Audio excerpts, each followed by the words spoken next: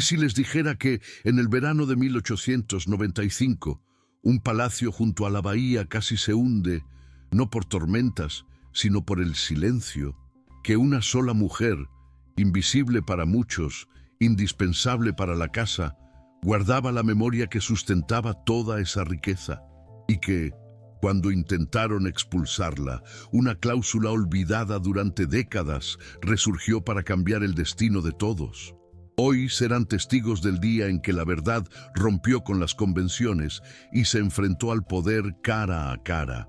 Si disfrutan de las historias que la historia intentó ocultar, suscríbanse ahora y díganos en los comentarios desde dónde nos ven.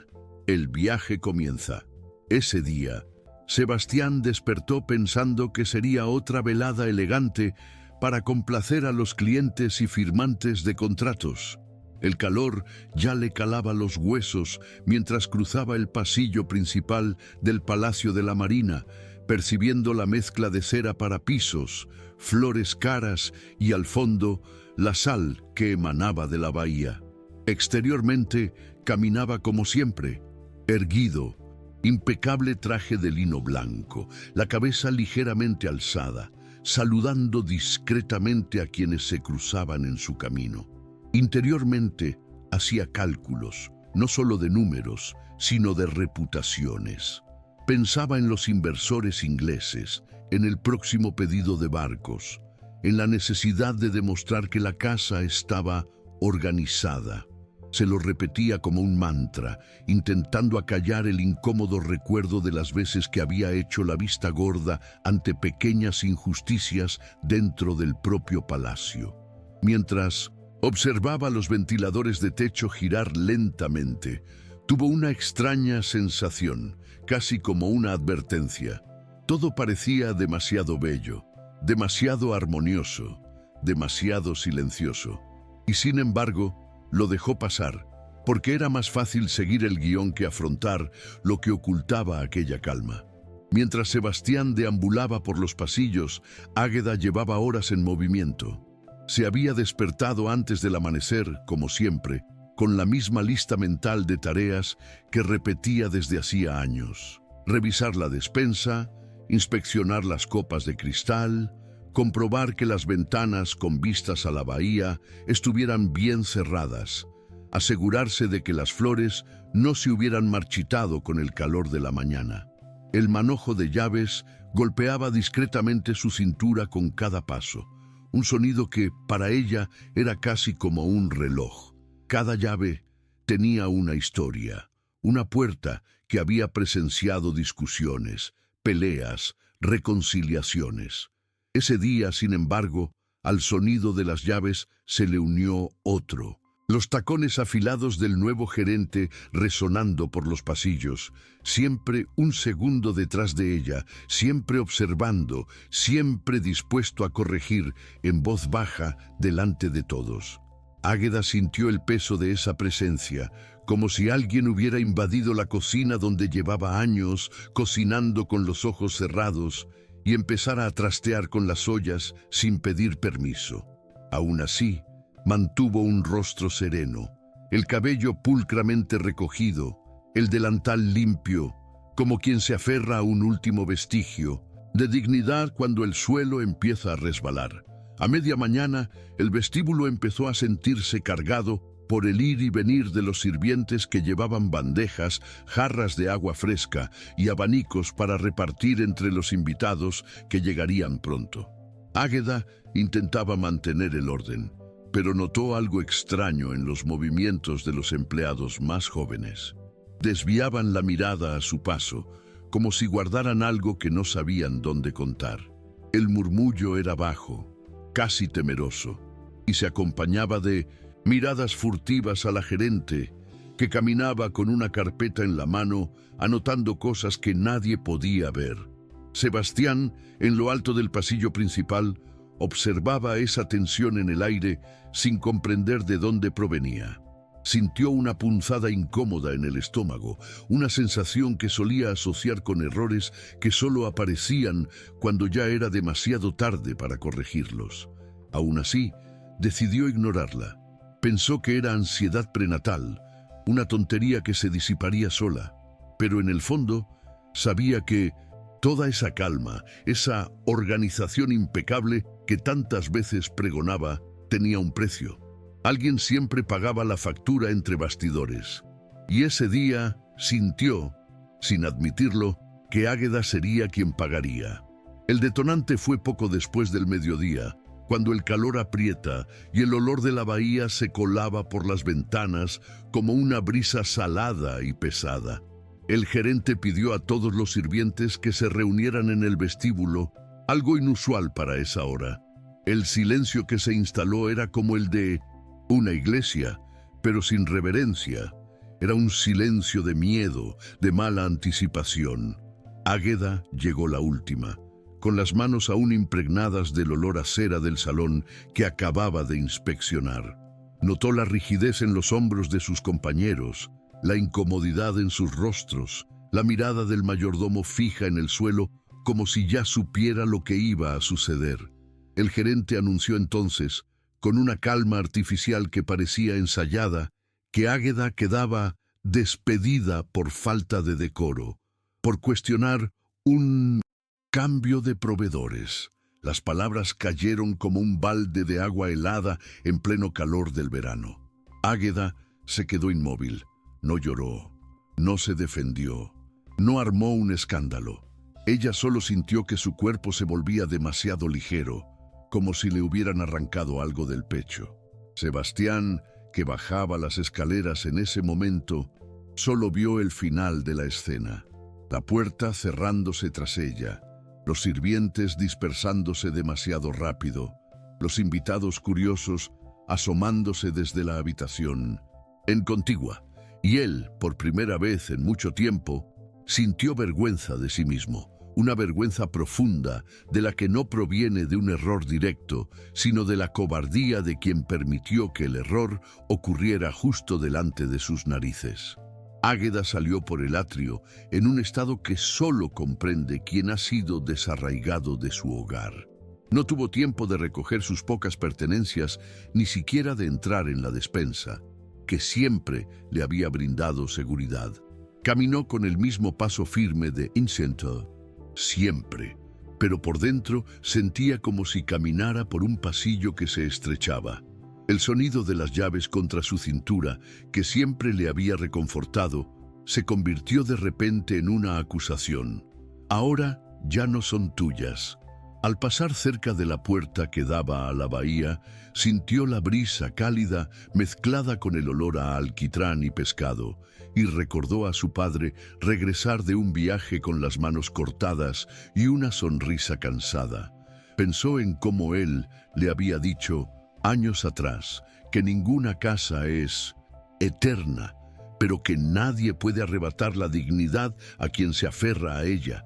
Ese recuerdo fue lo único que la mantuvo erguida mientras cruzaba el patio bajo la mirada curiosa de un jardinero y una nueva criada que apenas sabía su nombre. No tenía a dónde ir esa tarde, ningún plan, ninguna defensa preparada. La invadía un fuerte sentimiento de injusticia, como una fiebre, y tenía la clara impresión de que aquella casa, incluso después de expulsarla, seguía guardando todo el recuerdo de lo que ella había hecho allí. Sebastián, al ver la puerta cerrarse tras ella, intentó retomar automáticamente su papel de anfitrión. Se ajustó el puño de la camisa, respiró hondo y pidió que prepararan el salón principal para recibir a los primeros invitados. Exteriormente parecía un duque más, asegurándose de que nada se desviara del protocolo. Pero mientras caminaba entre las ventanas abiertas y escuchaba el lejano graznido de las gaviotas, algo en su interior le insistía en regresar a la escena de Águeda, de pie en el vestíbulo, con el delantal aún arrugado por el servicio. Recordó a su tío repitiendo que el palacio era como un barco, y que un barco sin mayordomo se hunde lenta y silenciosamente. Siempre le había parecido una bella metáfora, nada más. Aquella tarde, aquella frase volvió con un peso distinto, casi tangible. Fue justo en ese momento, mientras intentaba ahuyentar la sensación de haber permitido un acto de cobardía, cuando un sirviente irrumpió anunciando que un capataz de los astilleros había llegado del puerto con un maletín sellado, diciendo que solo debía abrirse en caso de un cambio en la administración del palacio. La coincidencia lo golpeó como un sutil puñetazo, de esos que no te tumban, pero te dejan sin aliento. El contramaestre entró en la sala cargando el maletín con ambas manos, como si se tratara de algo frágil o sagrado. El sudor le perlaba la frente, no solo por el calor, sino también por la incomodidad de estar allí, entre nobles y oficiales que lo miraban como si hubiera invadido territorio prohibido. Sebastián notó que el hombre evitaba mirar a nadie más que a él, como si temiera entregárselo a la persona equivocada. El maletín era de madera oscura, reforzado en los bordes con metal, y el sello de cera roja con el escudo de armas del astillero aún estaba intacto, una integridad poco común en el palacio últimamente. El contramaestre explicó, con la voz ligeramente temblorosa, que el maletín había permanecido durante años en el armario de documentos marítimos, por orden expresa del anterior propietario. Solo debía entregarse cuando alguien interfiriera en la administración del astillero. La palabra interfiriera hizo que Sebastián tragara saliva. Sintió el peso de la frase como una acusación personal, aunque nadie había dicho nada parecido. Se acercó al objeto, tocó el sello y notó que la cera tenía pequeñas grietas antiguas, como si guardara historias que él había convenientemente ignorado. Por primera vez ese día, sintió algo parecido al miedo, no por el contenido, sino por lo que él mismo podría descubrir sobre sí mismo al abrirlo. Mientras tanto, Águeda caminaba lentamente por el sendero que conducía a la puerta lateral del palacio, la única que usaba para entrar y salir. Cada paso parecía más pesado que el anterior, como si su cuerpo intentara retrasar la confirmación definitiva de su expulsión de la vida que allí había construido. El sol se reflejaba en los adoquines, haciendo vibrar el aire. El calor se aferraba a su nuca, aumentando la confusión. Trató de recordar si había dejado alguna ventana abierta en el ala norte o si había anotado en su cuaderno el cambio de las bombillas en la sala verde. Hábitos tan automáticos que formaban parte de ella como respirar. Al tocar la verja de hierro, sintió el metal caliente quemándole la palma de la mano, pero no retrocedió. Respiró hondo y por primera vez desde el anuncio de su despido, permitió que su cuerpo se relajara un poco. No era rendición, era puro agotamiento. Antes de empujar la verja, oyó unos pasos ligeros detrás de ella, como si alguien corriera. No se volvió de inmediato, no creía que nadie fuera a ir a buscarla. Pero esos pasos cambiaron algo en el ambiente, como si la casa hubiera contenido la respiración por un instante. Los pasos que oyó Águeda pertenecían al joven mensajero que hacía la ruta entre el astillero y el palacio. Jadeaba, sudando tanto que la camisa se le pegaba a la espalda y sostenía un sobre arrugado que parecía haber sido transportado a toda prisa. Águeda reconoció al muchacho por su torpe andar, el mismo con el que siempre lo reprendía con suavidad cuando resbalaba en los pasillos. Se detuvo frente a ella, con el rostro enrojecido, y le extendió el sobre, diciendo únicamente que tenía instrucciones de entregarlo al encargado del departamento de suministros. Por un instante, Águeda sintió un vuelco en el estómago, no de esperanza, sino de ironía. Todavía llevaba el delantal y el manojo de llaves a la cintura, aunque ya no sabía si podía considerarlos suyos. El sobre llevaba el escudo del astillero y estaba sellado con cera azul, utilizada solo para comunicaciones internas importantes. Desconocía su contenido, pero el mero hecho de que se lo hubieran enviado a ella en ese preciso instante le pareció casi una provocación del destino. Guardó el sobre en el bolsillo interior del delantal sin abrirlo, más por reflejo que por elección. Luego le dio las gracias rápidamente al mensajero y volvió la vista hacia la puerta. El chico dudó, como si quisiera decir algo, pero al final retrocedió. Su silencio, cargado de algo que no supo descifrar, resonó en su cabeza mientras finalmente empujaba la puerta y salía. Dentro del palacio, Sebastián había reunido a parte del consejo y a unos pocos empleados de confianza en el salón más pequeño, el único lugar donde el bullicio de la velada no era tan ensordecedor.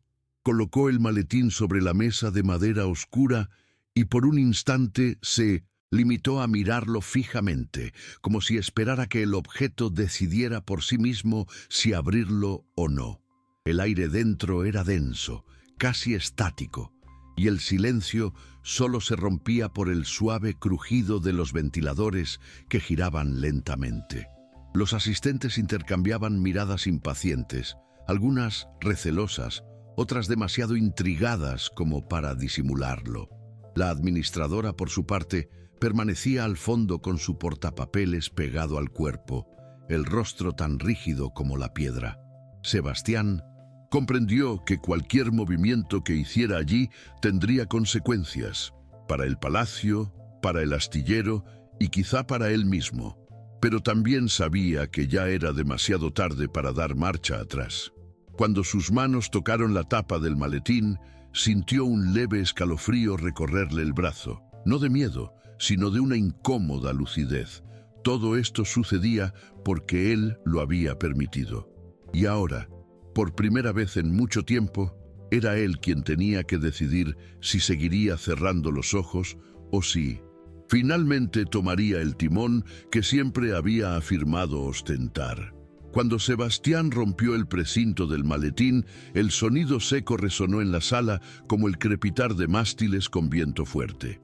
Algunos clientes se inclinaron hacia adelante, intentando ver qué pasaba, pero él sujetó la tapa con firmeza y la abrió despacio.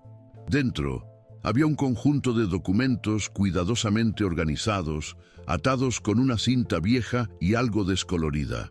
Encima descansaba una hoja de papel grueso, doblada por la mitad con la letra clara de su tío. Una letra que Sebastián reconoció al instante como si la hubiera escrito el día anterior.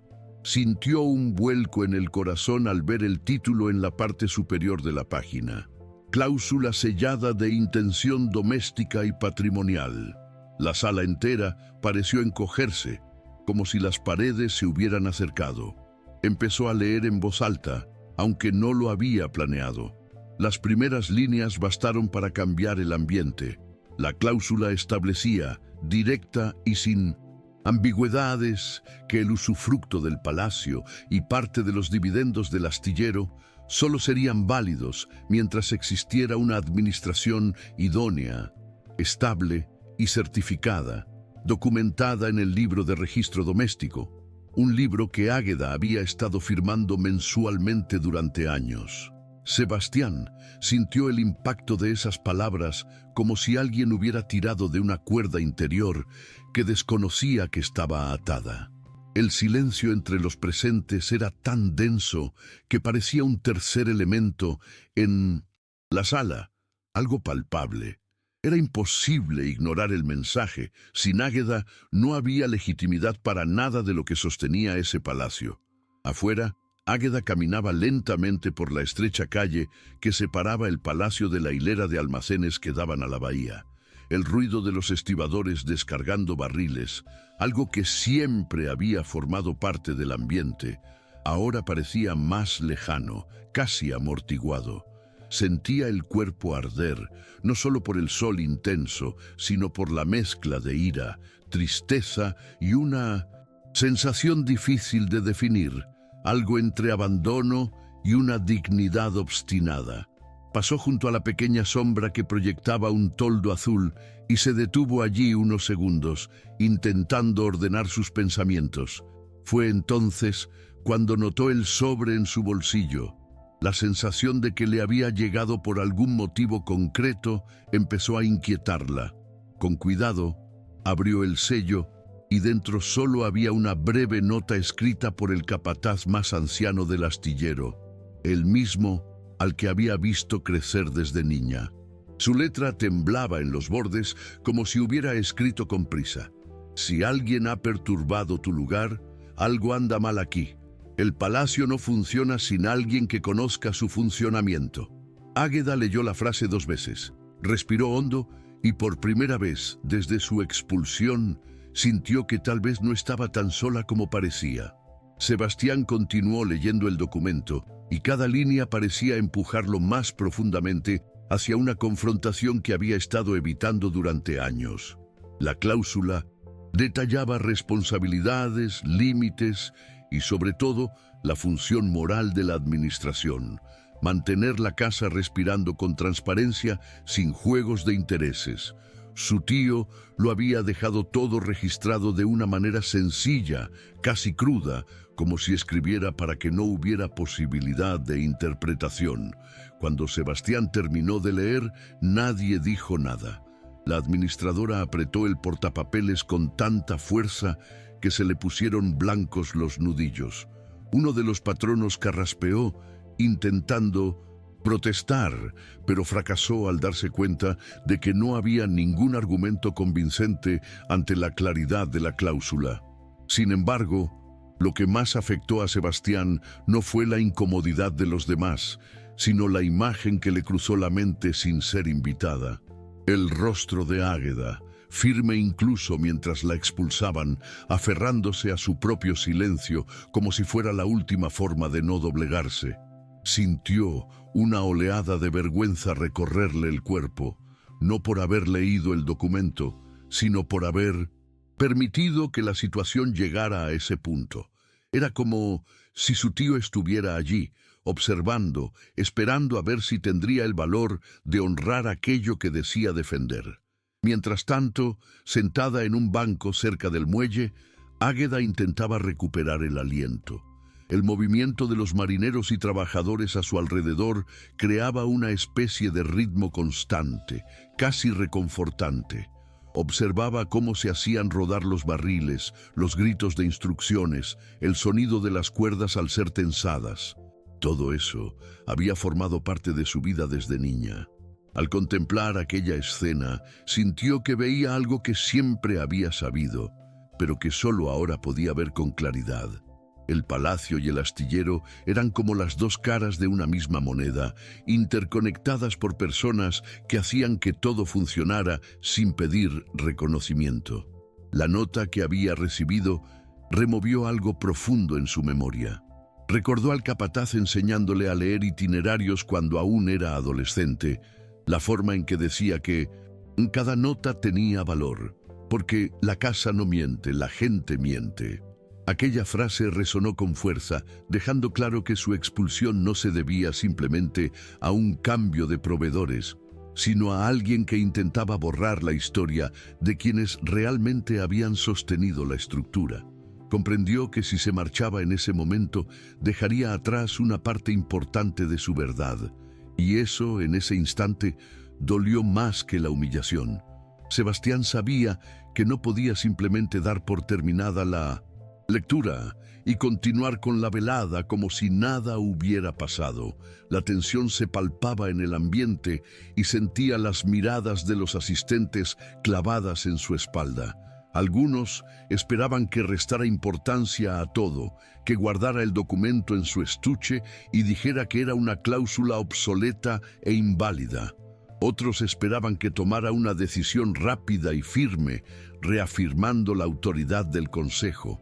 Pero Sebastián, allí de pie, con el papel aún en las manos, sintió que era la primera vez en mucho tiempo que tenía la oportunidad de hacer algo que no fuera meramente conveniente, sino correcto. Respiró hondo, cerró el estuche con calma y anunció que la velada quedaba suspendida hasta que el contenido fuera revisado oficialmente con testigos. La reacción fue inmediata, un murmullo creciente, protestas ahogadas, miradas indignadas. La administradora dio un paso al frente e intentó argumentar que no había motivo de escándalo, pero Sebastián la interrumpió con un simple gesto de la mano. No, estaba acostumbrado a hacer esto, establecer límites tan claros, pero en ese momento sintió que cualquier vacilación lo convertiría en cómplice de todo lo que allí estaba sucediendo. Lejos de allí, Águeda permanecía sentada en el banco del muelle, observando el movimiento a su alrededor. El sol se reflejaba en el agua, creando destellos de luz que rompían el ritmo del mar. Se secó el sudor de la frente y notó que su cuerpo comenzaba a liberar la adrenalina del shock inicial. La humillación aún palpitaba, pero al mismo tiempo algo en su interior empezaba a reorganizarse, no en una rebelión explícita, sino en esa resistencia silenciosa de quien había aprendido desde joven a no rendirse al primer golpe. Jugó con el manojo de llaves que colgaba de su cintura, sintiendo su peso familiar. Era casi extraño pensar que esas llaves habían sido el símbolo de su trabajo durante tantos años y que ahora estaban allí, sin una función definida, unidas a su cuerpo como un recordatorio incómodo. Sin embargo, al tocarlas, no sintió vergüenza, sintió claridad. Pensó en todo lo que había hecho por esa casa, en los inventarios que llevaba meticulosamente, en las rutinas que lo sostenían todo sin que nadie lo notara. Y en ese momento, una idea comenzó a tomar forma, no como un plan preconcebido, sino como una firme intuición. Tal vez no la habían expulsado, tal vez alguien intentaba restarle importancia antes de que se supiera la verdad. Esta posibilidad, que antes habría parecido una fantasía, ahora cobraba todo el sentido del mundo a la luz de las miradas esquivas, las acusaciones precipitadas y el sobre que había recibido. Sebastián salió de la habitación pequeña con el maletín en brazos y pidió que se convocara a 2 testigos del astillero, además del abogado interno encargado de los contratos marítimos. Caminó rápidamente por los pasillos, pero no pudo ignorar la creciente inquietud. La imagen de Águeda siendo expulsada volvía como un destello repetitivo, siempre en el mismo punto, el instante en que permanecía inmóvil, intentando conservar su dignidad mientras le arrancaban algo que formaba parte de su identidad. El pasillo que conducía a la biblioteca parecía más largo de lo normal, quizá porque Sebastián se daba cuenta de que, durante años, había delegado decisiones que requerían más valentía que comodidad. Al entrar en la biblioteca y dejar el maletín sobre la mesa, notó que le temblaban ligeramente las manos. Volvió a tomar el documento, releyó algunos pasajes, en silencio, y encontró algo que no había visto antes. Una nota al margen escrita por su tío, casi borrada por el tiempo. Decía: el departamento de suministros mantiene la memoria del barco. Sin memoria, el casco se pudre desde dentro. La frase le impactó a Sebastián como una advertencia tardía, pero clara. En ese momento, finalmente, admitió para sí mismo que el problema no era solo un gerente arrogante, sino la estructura que había permitido crecer en silencio, haciendo la vista gorda para preservar su imagen. En el muelle, Águeda se levantó del banco con la sensación de que necesitaba moverse. Permanecer quieta hacía que todo pareciera más pesado, más definitivo. Caminó hasta la orilla, donde el fuerte olor a sal y aceite de barco se mezclaba con la brisa cálida. Observó a un grupo de marineros remendando una red desgastada. El ritmo preciso de sus manos despertó un viejo recuerdo. Cuando aún era adolescente, ayudaba a su padre a reparar velas rotas, aprendiendo que cada pequeño hilo importaba. Este recuerdo le hizo pensar una pregunta incómoda. Si cada detalle importaba, ¿por qué su expulsión había ocurrido precisamente el día en que el palacio debía estar impecable para demostrar su poder? Cuanto más lo pensaba, más se daba cuenta de que el cambio de proveedores nunca había sido un simple asunto administrativo. Había algo más profundo, algo que olía a manipulación, y comenzó a atar cabos que antes parecían sueltos. El comportamiento del mayordomo principal, la inexplicable prisa del administrador, el repentino cambio en los suministros de vino. Cuando abrió la mano y miró el manojo de llaves, sintió un peso familiar. No el del objeto en sí, sino el de lo que representaba. Era como si una parte de ella se negara a entregarlo al silencio. Y por primera vez ese día, Águeda sintió no solo tristeza o indignación, sino una disposición inesperada, la de regresar. Sebastián decidió que necesitaba comprobar algo antes de cualquier reunión oficial. Tomó la llave de la habitación donde se guardaban los libros de registro domésticos, una habitación que casi nadie había usado desde que el administrador se había hecho cargo. Al entrar, percibió un olor a papel viejo mezclado con polvo, algo que siempre le recordaba el orden silencioso que Águeda mantenía allí. Los estantes estaban intactos, pero faltaba el libro más reciente, que debería haber estado en primer lugar. Pasó los dedos por el espacio vacío y sintió una punzada en el pecho. Esto confirmaba lo que su intuición le había estado advirtiendo. Alguien lo había estado manipulando. La ausencia del libro en sí misma era sospechosa, pero lo que realmente lo inquietó fue el vívido recuerdo de haber visto a Águeda anotando las últimas novedades allí apenas unos días antes. Se arrodilló y comenzó a mirar los estantes inferiores, donde era improbable encontrar algo, pero halló 2 libros fuera de lugar, como si los hubieran recolocado apresuradamente. Abrió uno de ellos y notó garabatos, recientes, hechos con tinta más oscura. Fue un intento de manipulación tan burdo que solo sirvió para evidenciar aún más el fraude. En ese momento, Sebastián comprendió que el problema no radicaba únicamente en el cargo de Águeda, sino en la clase de personas que se habían apoderado del palacio sin supervisión alguna. Y por primera vez en años sintió ira por haber confiado demasiado en quienes no lo merecían. Ira por haber permitido que alguien borrara huellas que jamás debieron existir. Mientras todo esto sucedía dentro del palacio, Águeda ya cruzaba la calle de nuevo, la que conducía a la puerta lateral.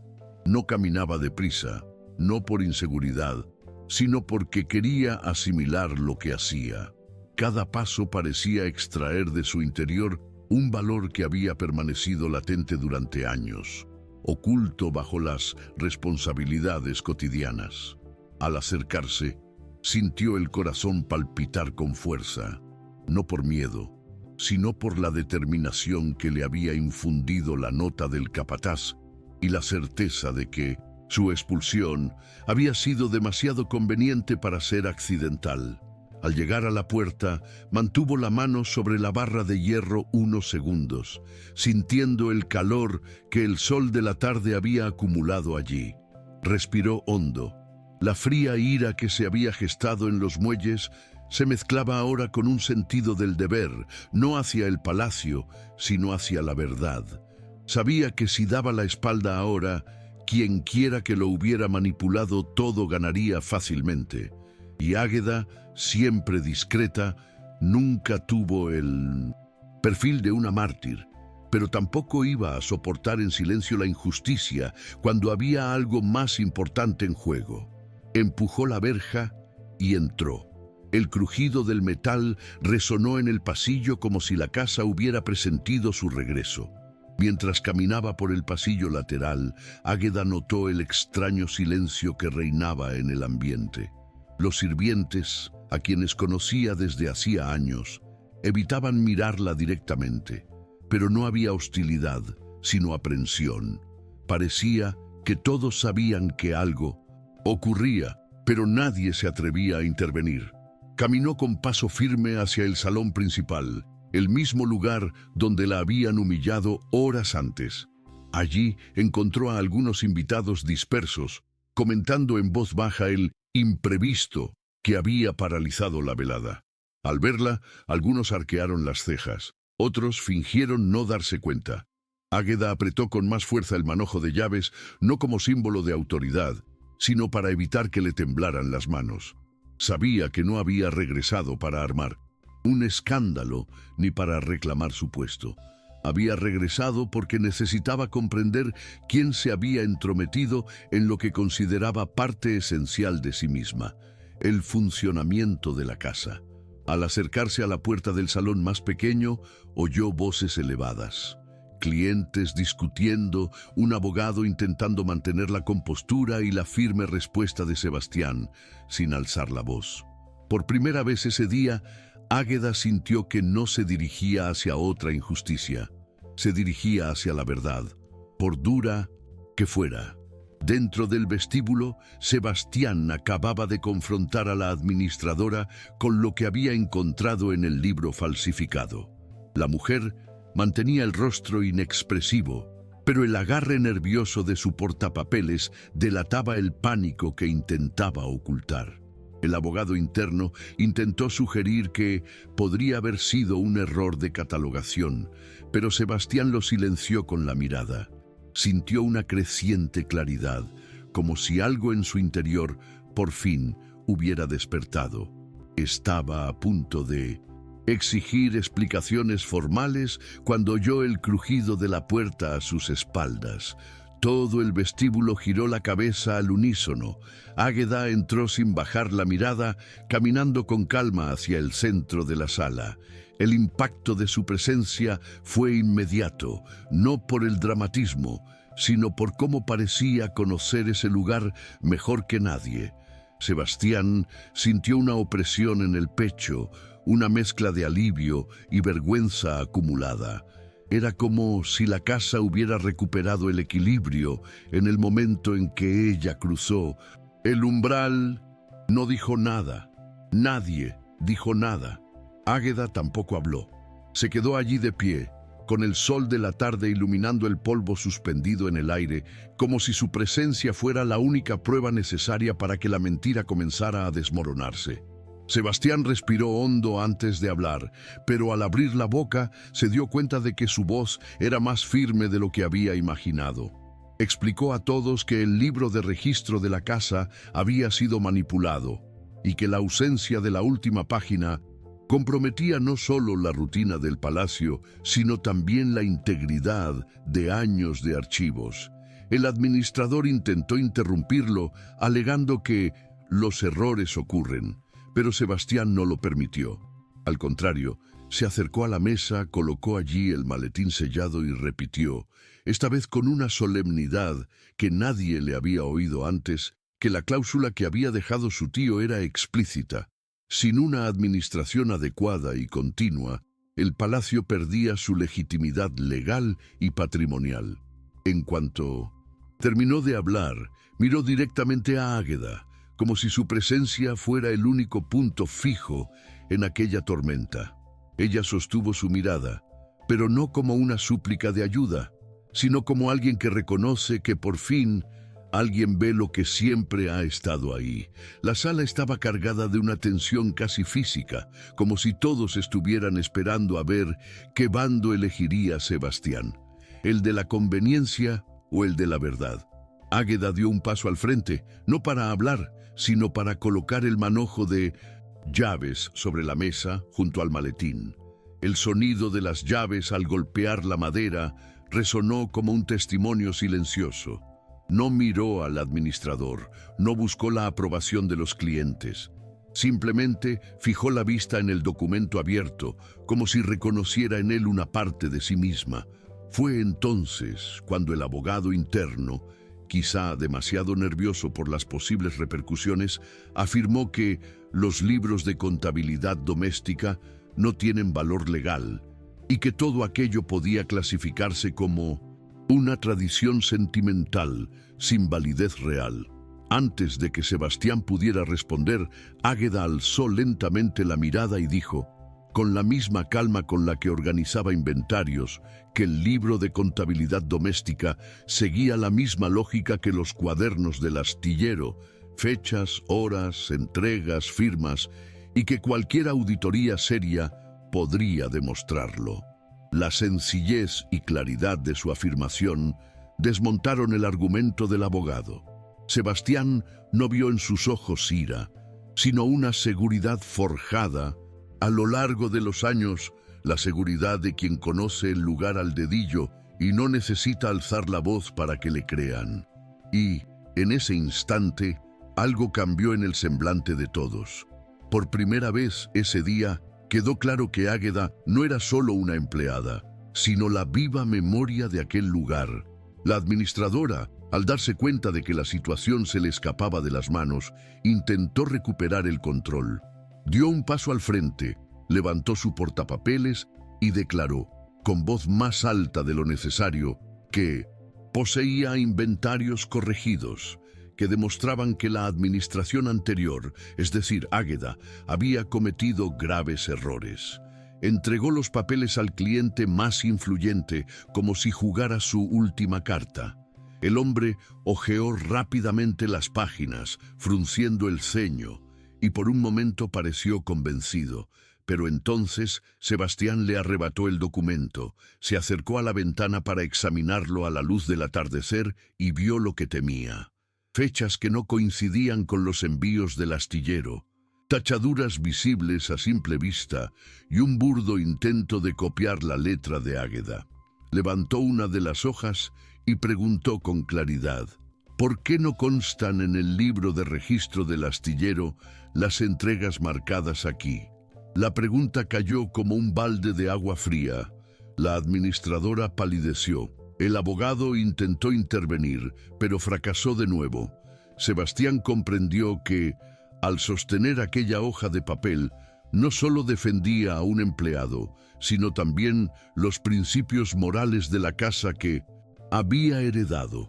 Por primera vez desde que se hizo cargo del palacio, sintió que su postura ya no dependía de la opinión de los mecenas, sino de lo que él sabía que era correcto. Águeda lo observaba todo sin moverse. Sentía el corazón palpitante, pero su rostro permanecía sereno, casi impasible, como si presenciara una obra de teatro cuyo trasfondo conocía de memoria. Cuando Sebastián mencionó el cuaderno de bitácora marítima, comprendió que la discusión por fin había llegado a su punto álgido. Cotejar datos, comparar rutas, contrastar anotaciones. Ahí es donde cualquier mentira se desmoronaría. Uno de los presentes, molesto por el rumbo que tomaba la conversación, sugirió que quizá las fechas fueran correctas y el astillero se hubiera retrasado. Águeda respiró hondo y con voz baja pero absolutamente segura, explicó que las rutas marítimas se registran públicamente y que cualquier retraso habría sido detectado por la autoridad portuaria. No había lugar a dudas. Esta sencilla explicación técnica desmanteló el último posible argumento en su contra. Sebastián sintió en ese instante que el ambiente en la sala se había transformado, no por un documento, sino porque Águeda, incluso después de haber sido humillada, seguía allí defendiendo la verdad sin escándalo, solo con precisión. Era imposible no reconocer el poder de aquello. La atmósfera era tan tensa que cualquier movimiento parecía hacer vibrar el aire.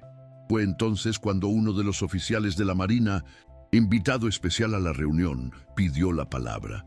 Él, que hasta entonces había permanecido en silencio en un rincón de la sala, explicó que también participaba en el control de carga en el puerto y podía confirmar allí mismo que las fechas mencionadas en los inventarios corregidos no coincidían con ninguna llegada registrada.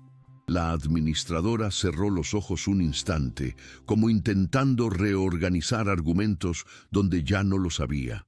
Sebastián comprendió que su resistencia no era solo arrogancia, sino miedo a lo que saldría a la luz si todo se investigaba a fondo. Sintió el peso de la responsabilidad sobre sus hombros.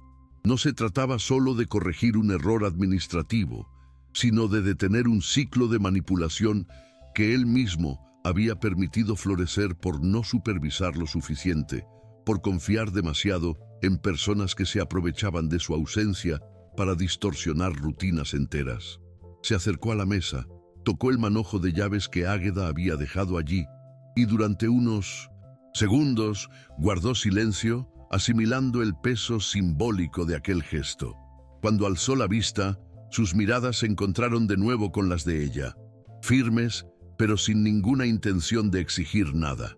Era como si Águeda simplemente esperara a ver qué clase de hombre elegiría ser en ese momento.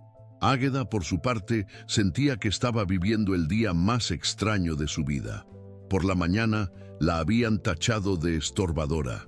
Ahora estaba allí, viendo cómo personas importantes se retractaban, escuchando a funcionarios confirmar lo que siempre había sabido de memoria, que la casa y el astillero tenían su propia lógica y que cualquier intento de manipulación dejaba rastro.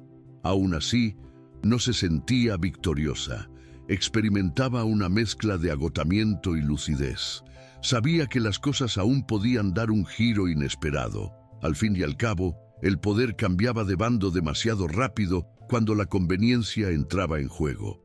Pero, al observar a Sebastián tomar la iniciativa en la situación, se dio cuenta de algo que no esperaba. No defendía su postura por caridad, ni por necesidad de aparentar justicia. Lo hacía porque por primera vez parecía haber visto lo que siempre había estado ahí, el trabajo invisible que sostenía el palacio. Esta percepción, aunque silenciosa, impactó a Águeda de una manera casi íntima. No era orgullo, sino algo parecido a un reconocimiento tardío que finalmente se manifestaba. Sebastián pidió a todos que permanecieran en la sala mientras enviaba a un empleado al astillero a buscar el libro de registro, el documento oficial que confirmaría definitivamente el fraude. La petición causó incomodidad inmediata entre los clientes, quienes comenzaron a intercambiar miradas tensas, como si esa simple verificación pudiera desencadenar algo mayor de lo que estaban preparados para afrontar. La gerente, ahora sin su seguridad habitual, retrocedió e intentó argumentar que no había necesidad de tal exposición, pero su tono ya no inspiraba respeto. Sebastián lo notó y por primera vez sintió que recuperaba el control de su propio establecimiento. Mientras esperaban, el silencio se hizo más denso y aprovechó el momento para observar al grupo. Hombres acostumbrados a manipular cifras y apariencias, seguros de que nadie se fijaría demasiado. Cuando el empleado finalmente regresó con el libro de registro, Sebastián lo abrió en la página correspondiente a las fechas falsificadas. La discrepancia era flagrante. Allí, registrada con la precisión de marineros, cuya supervivencia dependía de la exactitud, yacía la verdad. Las mercancías mencionadas en los inventarios falsificados simplemente no existían. Levantó el libro para que todos lo vieran, y la sala entera pareció desvanecerse. La máscara cayó. Esta vez no había discusión posible. Era la verdad contra el fraude. Águeda observó la escena en silencio, pero sintió que su cuerpo se relajaba ligeramente al ver la confirmación oficial. No era satisfacción, sino alivio. El tipo de alivio que llega cuando la realidad por fin se aclara lo suficiente como para que nadie la distorsione. Sin embargo, incluso ante este giro de los acontecimientos, no pudo evitar una leve inquietud. Saber que todo esto solo salía a la luz porque el caso había llegado, porque una cláusula olvidada había salido a la luz, porque el duque, por fin, había decidido mirar lo que siempre había estado ante sus ojos. Observó a Sebastián hojear el libro con una seriedad que parecía nueva. Era como si este hombre, tan acostumbrado a manejar contratos, se hubiera visto obligado a reconocer que, dentro del propio palacio, había gente manipulando lo que sustentaba su reputación. Y, en ese momento, algo cambió también en Águeda. No era perdón, ni cercanía emocional. Era simplemente la sensación de que, incluso después de haber sido humillada, se había mantenido fiel a la verdad, y eso, por sí solo, era una fuerza que nadie podía arrebatarle. El impacto del fraude destapado dejó a algunos clientes visiblemente nerviosos. Uno de ellos, quizá intentando salvar su reputación, sugirió que todo se resolviera internamente para evitar el escándalo. La propuesta sonó dubitativa, carente de la firmeza de alguien acostumbrado a dar órdenes. Sebastián miró fijamente al hombre durante unos segundos, como tratando de comprender de dónde venía tanta preocupación por las apariencias y tan poca por lo que realmente se había hecho. Luego, con calma, cerró el libro de actas y anunció que el caso se llevaría al Tribunal Comercial Marítimo. La reacción fue inmediata. Protestas ahogadas, súplicas para que se mencionara el nombre del duque, incluso el abogado intentando alegar consecuencias políticas. Pero nada de eso lo disuadió. Era como si aquella cláusula olvidada y el rostro de Águeda hubieran despertado algo dormido en él. El valor de asumir la responsabilidad sin buscar atajos. Entonces, Sebastián hizo algo que dejó a toda la sala sin aliento. Declaró que, de ser necesario, sacrificaría contratos y clientes para mantener la integridad de la casa y del astillero. No fue un discurso ensayado, era una verdad dicha con la cruda honestidad de quien por fin había dejado de huir de sí mismo. Al terminar, sostuvo la mirada de Águeda por última vez antes de pedir a todos que se prepararan para la sesión formal en el tribunal. Ella no sonrió ni bajó la vista. Simplemente asintió con discreción, como reconociendo que aquel era el primer paso en la dirección correcta. Águeda salió de la habitación, mientras el personal comenzaba a organizar los documentos para llevar al juzgado. Caminó por el pasillo con pasos más lentos, como si cada rincón de la casa le hablara de nuevo. No con nostalgia, sino con la extraña sensación de que todo allí aguardaba un orden tras semanas de caos silencioso. Al pasar por la despensa, vio a una de las criadas más jóvenes secándose las lágrimas discretamente, quizá por miedo a perder su trabajo, quizá por vergüenza de lo que le habían hecho. Águeda se detuvo, le puso una mano suave en el hombro y simplemente le dijo que nadie tenía por qué temer a la verdad. No era un consuelo, era una constatación. Luego se dirigió a la pequeña despensa, donde guardaba sus productos de limpieza, un espacio que casi nadie notaba, pero que siempre había sido su refugio. Al entrar, el olor a vinagre y jabón le produjo una opresión en el pecho, no de dolor, sino de reconocimiento. Allí, entre aquellos frascos comunes, comprendió que, incluso si el tribunal fallaba a su favor, nada borraría lo que había vivido aquella mañana. Sin embargo, también se dio cuenta de algo inesperado. No había sido destruida. Había resultado herida, sí, pero seguía íntegra. Y por muy grande que fuera el palacio, lleno de puertas y voces que a veces la abrumaban, aún podía estar allí, respirando, consciente de quién era y de lo que había construido. El día siguiente comenzó temprano en el juzgado de lo mercantil marítimo de Cádiz, pero la espera en la sala pareció más larga que cualquier otra mañana en el puerto. El espacio era amplio, con sillas de madera oscura alineadas en filas rígidas, altos ventanales que dejaban entrar la luz matutina y un olor a tinta y papel nuevo mezclado con la sal que impregnaba la ropa de quienes llegaban de los muelles. Sebastián entró acompañado por 2 concejales y el abogado del bufete, pero su postura era distinta a la habitual, menos preocupado por las apariencias y más concentrado, como si por fin supiera lo que tenía que hacer.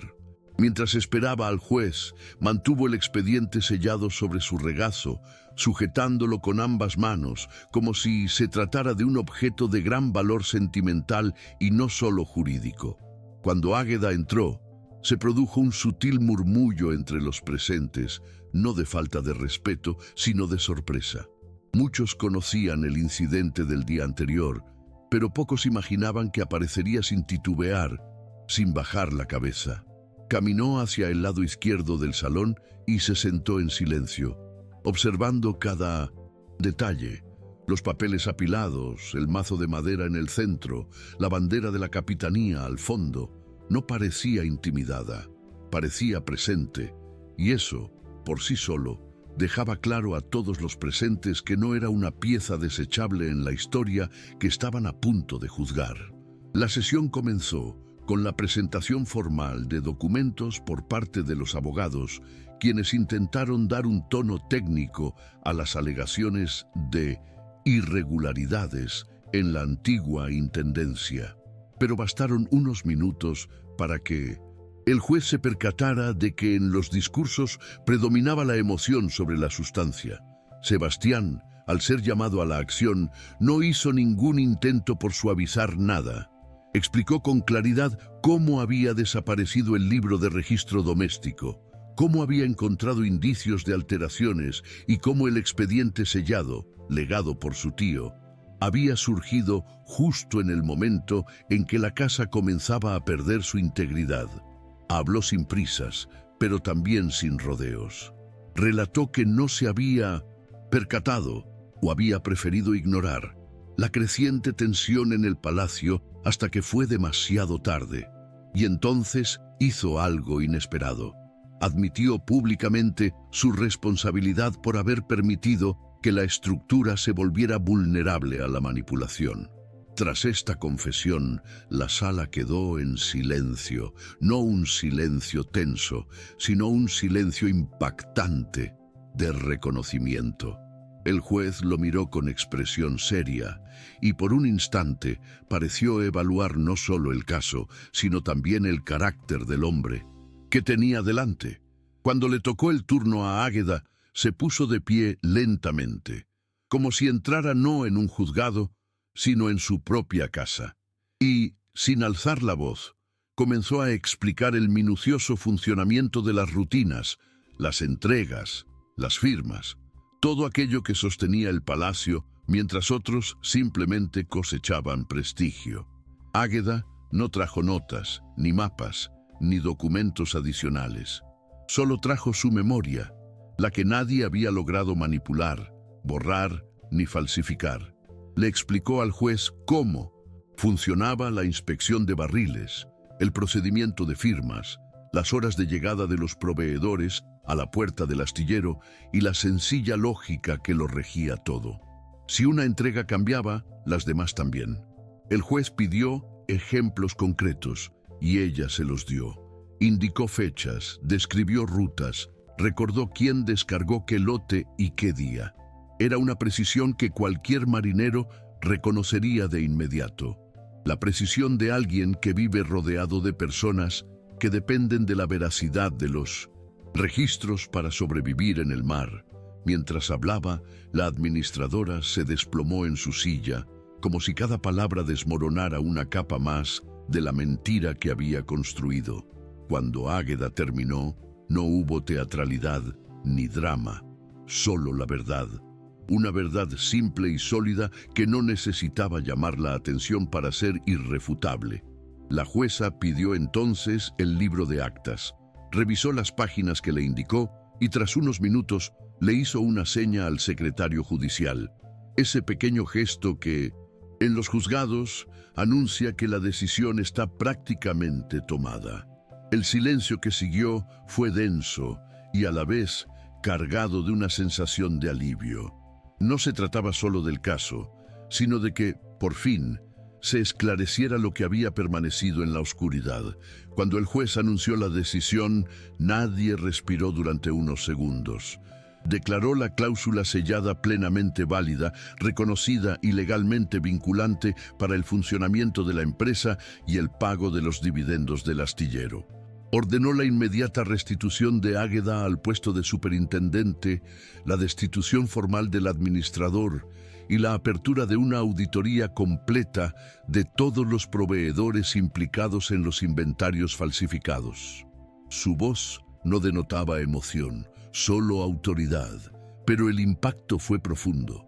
Las palabras parecieron llenar la sala como fuertes olas que rompen contra el casco de un barco, inevitables, directas, imposibles de ignorar. Sebastián cerró los ojos un instante, dejando que la decisión lo golpeara como un peso y un alivio a la vez. Al abrirlos, vio a Águeda de pie, con la cabeza en alto, sin sonreír, pero con una firmeza que difícilmente nadie allí olvidaría. Era como si ocupara el lugar que siempre le había pertenecido, pero que le habían arrebatado horas antes sin razón alguna. Y en ese momento, Sebastián comprendió que llevarla de vuelta al palacio no solo sería un gesto público, sino que devolvería el significado a la propia casa. Cuando terminó la sesión, la gente empezó a salir de la sala aún atónita, como si hubieran presenciado algo más grande que un juicio. Sebastián esperó a que la sala se vaciara antes de moverse. Se quedó de pie, con las manos apoyadas en el respaldo de una silla, respirando despacio, intentando ordenar sus pensamientos sobre lo sucedido en las últimas horas. No se trataba solo de ganar el caso, y lo sabía. Se trataba de haber visto con sus propios ojos cómo su ausencia había permitido que la casa se contaminara de una forma que jamás debió haber ocurrido. La vergüenza seguía ahí, atrapada en su pecho, pero ahora la acompañaba una determinación que no sentía desde los años que trabajó directamente en el astillero antes de heredar responsabilidades que lo habían alejado de la vida real. Se acercó a la mesa donde estaba el expediente y lo cerró con cuidado, casi con reverencia. Luego caminó hacia la salida. El sol caía a plomo y por un instante tuvo que entrecerrar los ojos. Fue en ese momento cuando vio a Águeda bajar las escaleras con la postura firme y silenciosa que siempre la caracterizaba. No hubo dramatismo ni desbordamiento de emoción. Solo estaba esa mujer que había afrontado lo que nadie debería afrontar y aún así permanecía íntegra. Él la siguió cuesta abajo, sin prisa, al compás de su ritmo, un ritmo seguro y consciente que decía más que cualquier palabra. Al llegar al atrio del juzgado, algunos trabajadores del astillero esperaban reunidos. Al ver a Águeda, le cedieron el paso con naturalidad, no por formalidad, sino por respeto. Y fue allí, en medio de ese movimiento casi espontáneo, donde Sebastián tomó una decisión sin necesidad de anunciarla en voz alta. Acompañaría a Águeda de vuelta al palacio como quien recupera el timón de un barco que ha empezado a escorarse. Se acercó, le tendió la mano, no como una disculpa, porque sabía que las disculpas no borrarían lo que ella había vivido, sino como un gesto de reconocimiento. Águeda miró su mano un instante antes de aceptarla con naturalidad, como quien recupera algo que nunca debió haberle sido arrebatado. Y juntos comenzaron a caminar por las calurosas calles de Cádiz, flanqueados por el ruido de los trabajadores descargando barriles y el familiar olor a sal y madera húmeda. Fue un viaje silencioso, pero cargado de significado. No hubo ostentación de victoria, ni gloria exagerada. Fue simplemente el regreso de alguien al lugar que siempre le había dado sustento, y el comienzo de una reparación que aún tardaría tiempo en sanar. Al llegar al palacio, el ambiente era distinto al de la mañana. El murmullo de la velada se había desvanecido, y el silencio que llenaba los pasillos ya no era de tensión, sino de expectación. Los sirvientes se alinearon espontáneamente en el atrio, algunos con los ojos enrojecidos, otros intentando aparentar concentración en tareas que claramente habían sido interrumpidas. Sebastián no dijo nada al entrar. Tampoco pronunció ningún discurso sobre la justicia ni sobre la decisión del tribunal. En cambio, caminó hacia el centro del salón principal, donde horas antes los invitados se habían reído al ver expulsada a Águeda, e hizo el gesto que pondría fin a ese ciclo de humillación. Le devolvió el manojo de llaves. El sonido metálico justo antes de tocar su mano resonó en todo el salón, dejando claro que no se trataba de una representación teatral, sino de una reparación. Águeda cerró los dedos alrededor de las llaves con un cuidado casi ritual, no por vanidad, sino por la conciencia de su significado. No hubo aplausos, no hubo celebración. Lo que siguió fue algo más profundo, un silencio respetuoso, denso y vívido, que reconocía todo lo sucedido y todo lo que no debió haber sucedido. Y mientras sostenía el manojo de llaves, Águeda sintió una extraña mezcla de fuerza y fragilidad. Era como si recuperara su propio nombre tras haberlo perdido momentáneamente. Respiró hondo, alzó la barbilla y se volvió hacia los sirvientes. No necesitaba decir nada.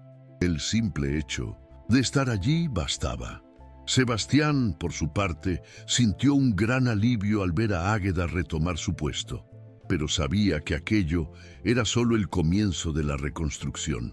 Llamó a los concejales que aún estaban presentes y les informó, sin lugar a dudas, que se llevaría a cabo una revisión exhaustiva de los procesos internos del palacio y del astillero. No era una amenaza, sino una declaración de intenciones. Dijo que se revisarían los contratos, se investigaría a los proveedores y que ninguna decisión tomada a partir de entonces escaparía al escrutinio de la intendencia. Mientras hablaba, se dio cuenta de que su tono había cambiado. Ya no era el hombre que buscaba complacer a los inversores a cualquier precio. Era alguien que, por fin, comprendía que la autoridad no se sustenta en un silencio cómodo, sino en la coherencia entre el discurso y la práctica. Y, al terminar de explicar lo que estaba por venir, miró a Águeda con una sinceridad que rara vez mostraba. No una súplica de perdón, sino una especie de invitación silenciosa a reconstruir juntos lo que se había perdido. En los días que siguieron, la rutina del palacio cambió casi de inmediato. Ya no se respiraba un ambiente de temor en los pasillos, ni se interrumpían los susurros al acercarse a alguien. La primera medida adoptada fue la creación de la Intendencia Albornoz. Un departamento pequeño pero transparente donde todo quedaría claramente registrado. Compras, entregas, cambios en la rutina. Águeda asumió el liderazgo sin necesidad de competir por protagonismo. Simplemente retomó el papel que siempre había desempeñado, pero ahora con reconocimiento formal. El nuevo libro de registro doméstico, con páginas gruesas y tinta fresca, comenzó a ser llenado por ella con una precisión que impresionó incluso a los más escépticos. Las criadas, que antes vivían en tensión, comenzaron a relajarse, e incluso el mayordomo mayor, ahora bajo la atenta mirada de la auditoría, mantuvo una postura contenida, casi humilde. Sebastián lo seguía todo desde la distancia, no por desinterés, sino porque sabía que imponer su presencia podría interpretarse como un intento de control. Aparecía solo cuando era necesario, observando los cambios con una extraña sensación de alivio y responsabilidad. Era diferente ver el palacio funcionando con transparencia. Era casi como ver cómo, tras años de chirridos ahogados, por fin se lubricaba una vieja máquina.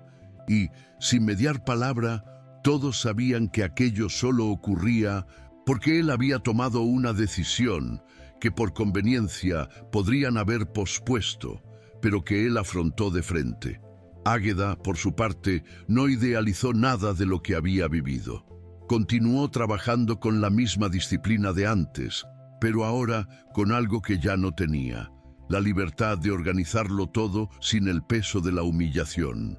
Recontrató a 2 empleados despedidos injustamente y reorganizó el almacenamiento de las barricas de vino, sistematizando las entradas según el mismo estándar que el astillero, algo que siempre había creído correcto.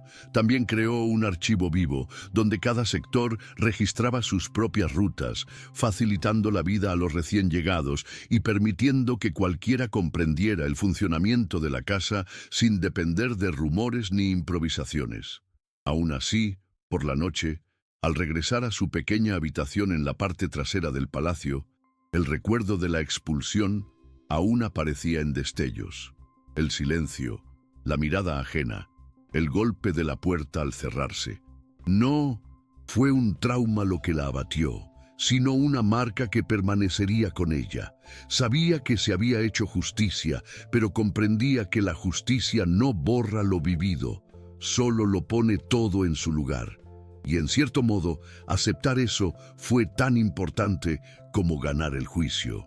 Con el tiempo, el palacio volvió a respirar, no mediante grandes renovaciones, sino a través de pequeños gestos cotidianos que antes habían estado sofocados.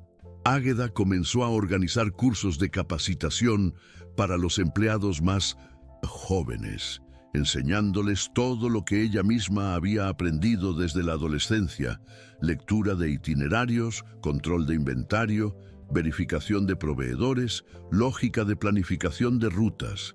La habitación donde había sido humillada ahora albergaba mesas, cuadernos y barriles de práctica. A veces, cuando la puerta estaba abierta, se podía oír el murmullo de sus explicaciones, siempre tranquilas, siempre claras.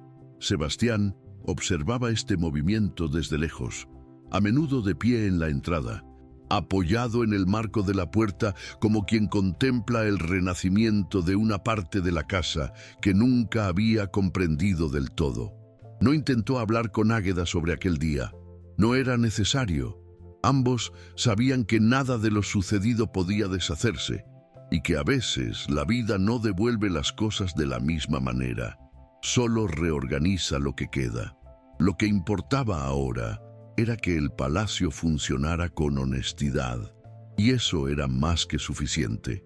La bahía seguía con su ir y venir de barcos, y cada llegada traía consigo un recordatorio silencioso. Lo que sostiene una casa no es su esplendor, sino el trabajo invisible. Con el paso de los meses y los años, todo pareció estabilizarse. Sin embargo, había pequeñas escenas que solo quienes vivían allí percibían. Por la tarde, cuando la brisa de la bahía entraba por los pasillos, se veía a Águeda revisando las ventanas, tocando las bisagras como para confirmar que todo seguía en orden.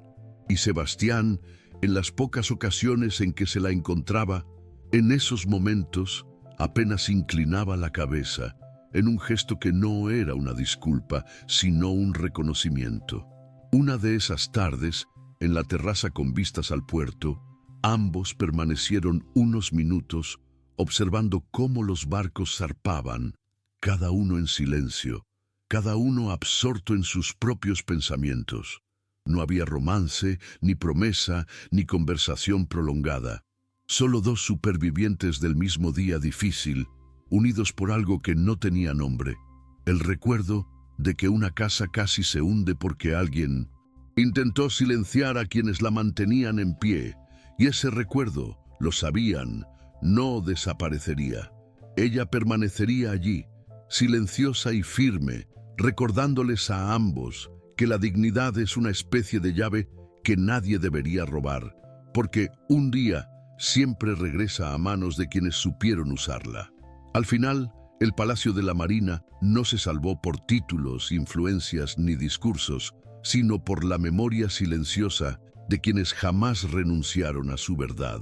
La caída del fraude y la restitución del intendente revelan algo que aún resuena. Las casas, como los barcos, solo se mantienen en pie cuando no se ignora el corazón que las sostiene. Y ahora les pregunto, ¿cuántas historias como esta permanecen ocultas tras puertas cerradas? Si esta inmersión les conmovió, denle me gusta al video, suscríbanse al canal, activen las notificaciones y compártanlo con quien necesite escuchar esto. Nos vemos en la próxima inmersión, en las sombras de la historia.